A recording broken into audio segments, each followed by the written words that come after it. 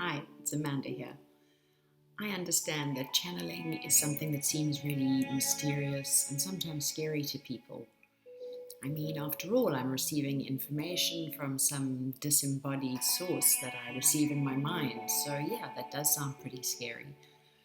But the thing is that when you start seeing the guidance, when you hear it, when you read it, you realize it is the most extraordinary gift to have it be known to you that there are loving beings surrounding us at all times who have our absolute highest evolution and well-being at heart and really just want to help us and guide us. It's like having the most extraordinary friend or counselor or therapist who absolutely gets you and holds you in a loving space of love and light and helps you find your way. So to demystify some of it, I'm just going to share with you a couple of paragraphs of things that I've channeled for myself during the last few months, just to give you a sense of what they say and the kind of tone.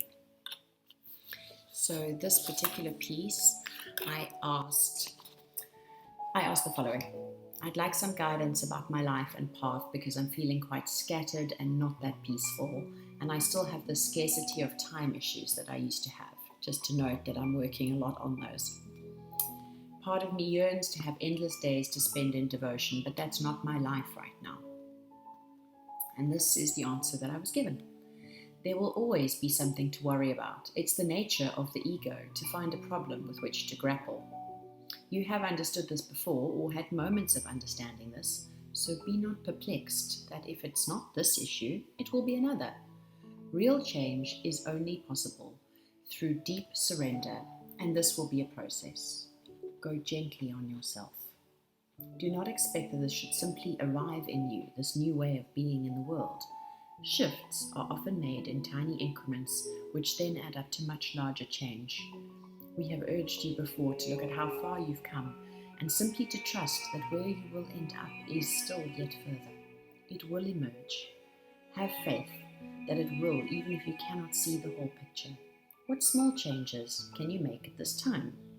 More sleep is what's coming to your mind? Okay, so try just that one thing. A regular time to meditate. When might this be? You are on track. Let go the sense of always feeling you should be further along the path than you are. This is what brings you the greatest dis-ease, feeling that you're somehow behind. Acceptance for where you are in this moment, perfect in your evolution, and exactly where you are meant to be. Another stage, I asked, what do I most need to know at this time that will serve my highest evolution? In particular, what steps should I take to really start to offer my light to the world in a larger way? And this was the answer.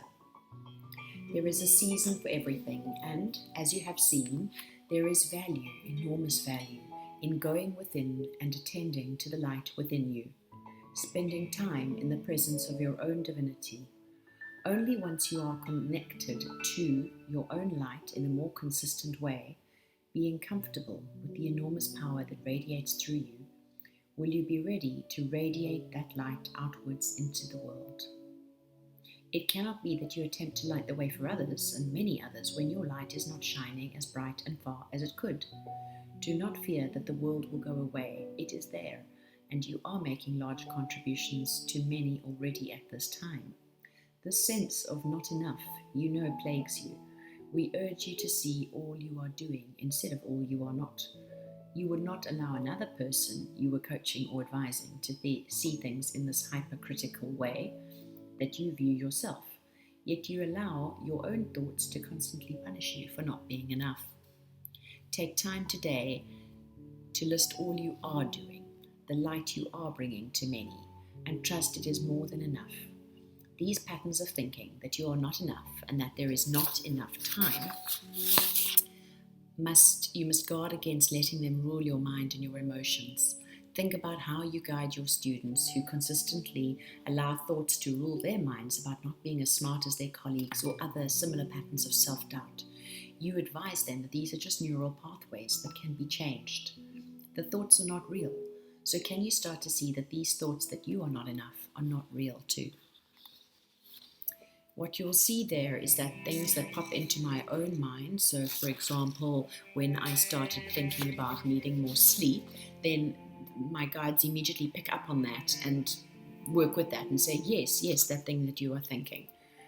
The guidance is very personal, as you can see. They know all about my life and the work that I do with students, and it is really helpful to have them point out that some of the stuff I'm sharing with students, I need to take my own medicine.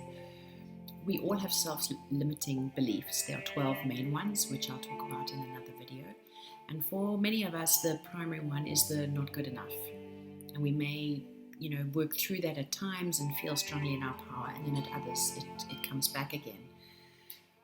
I hope that some of that advice which I received will give you, firstly, some insights into maybe patterns you have that are similar, some comfort, and secondly, I hope it might just demystify the nature of the loving guidance that is available to us. I'll make another video giving some more specific advice when I asked about, should I do this thing or that thing? And I just hope that more people will become aware of how extraordinary it is to have this guidance. And the only reason that we still see it as kind of strange or scary is simply that we were raised in a time, and most of us in families, communities, in a culture that doesn't normalize this contact. But if you were raised in any indigenous society anywhere on the globe, you would be in touch with shamans, you would know about your ancestors, you would know about spiritual guidance. So it's not weird, it's actually the way we've been raised in sort of a modern Western world that is weird, where we are cut off from the Great Spirit. I hope that this has been of help to you. I know that it is the most extraordinary blessing of my life to have access to this wisdom. And as I give other people readings through their spiritual guides, it is the greatest joy when I get feedback of how people's lives are shifting and changing, and quite often the tears they shed when they read their reading for the first and second times. But just how powerful it is to be guided by these extraordinary beings in a way that no one on earth is able to guide us. So I hope you can open your mind and your heart and look for the guidance that is there if you want it.